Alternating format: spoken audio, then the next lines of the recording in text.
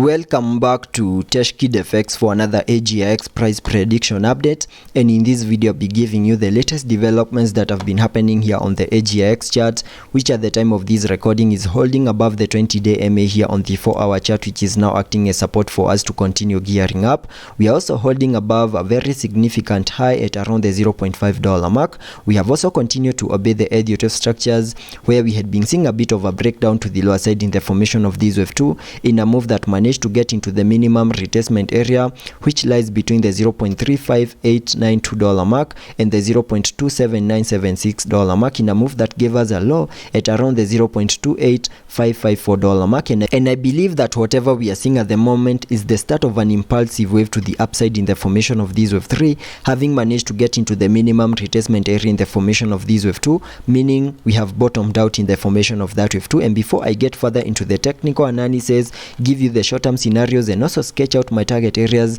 to the upside in the formation of this wave 3, first give this video a thumbs up, subscribe to the channel, and also check out the channel membership. And allow me to first give you a recap of what has been happening, where you can see that after making our lower low down there, we started this massive bounce to the upper side, obeying the Elliot structures, where we first saw this 1-2 setup to the upper side, and after seeing the 1-2 setup, we started this Elliot structure in yellow, having that as the first wave, giving us a peak at around the $0.7 mark. And after seeing the high for that wave 1, we expected a corrective structure in the formation of that wave 2, and using the Fibonacci's connecting them from the low of the first wave to the high of that wave 1, I was able to come up with the minimum retracement area in the formation of that wave 2 between the fib level 0.5 and the fib level 0.618, which is a target area that we have now fully maximized. And I now believe that whatever we are seeing is the start of this impulsive wave to the upside in the formation of this wave 3, and sketching out a target area in the formation of that wave 3 by connecting the trend-based Fibonacci from the low of the first wave to the high of that wave 1,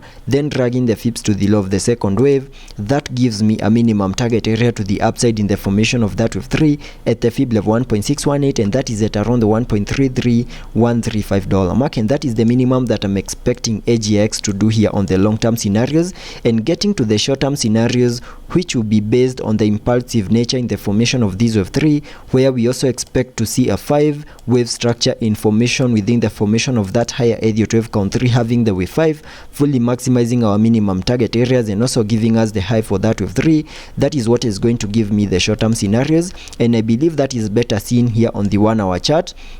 So jumping to the 1-hour chart for further analysis, here on the 1-hour chart you can see that I have this Elliott structure in red, where you can see that after seeing our low in the formation of that wave 2, we started this massive run up to the upper side in a move that gave us a peak at around the $0.56156 mark, in what I'm terming as that first wave to the upper side. And after seeing the high for that wave 1, we started a corrective structure in the formation of this wave 2, and using the Fibonacci's connecting them from the low of the first wave to the high of that wave 1, that gave me a minimum retracement area in the formation of that wave 2 between the fib level 0.5 and the fib level 0.618, which is a target area that we fully maximized. And we are now seeing a reaction of those target areas down here, and that's the reason as to why we are seeing a bit of an impulsive wave to the upside in the formation of this wave 3,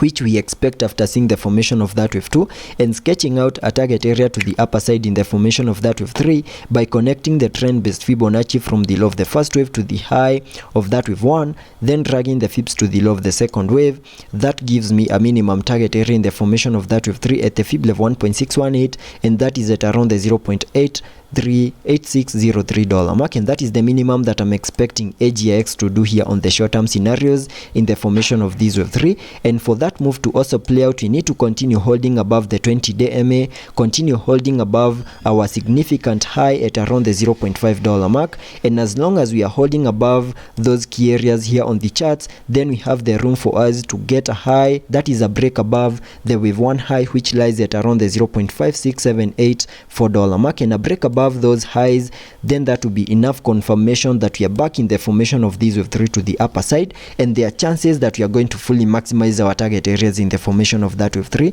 So that is what I'm expecting here on the short-term scenarios. So continue watching the $0.5 mark, which is a significant high that we need to continue holding above, and watch for a break above the $0.56 mark, which is the wave 1 high, because a break above that will trigger even higher prices here on the AGX chart. And getting back to the 4-hour chart so that we can take a look at the indicators. On the RSI, we are trading at around the 65 mark, meaning we have massive room for us to fully support higher prices. Also taking a look at the market, we have been able to print a bearish cross, but we are seeing a sharp decrease in the selling momentum here on the market, suggesting that soon we are going to print a bullish cross. So let's be patient and see how that plays out, and I'll be keeping you updated.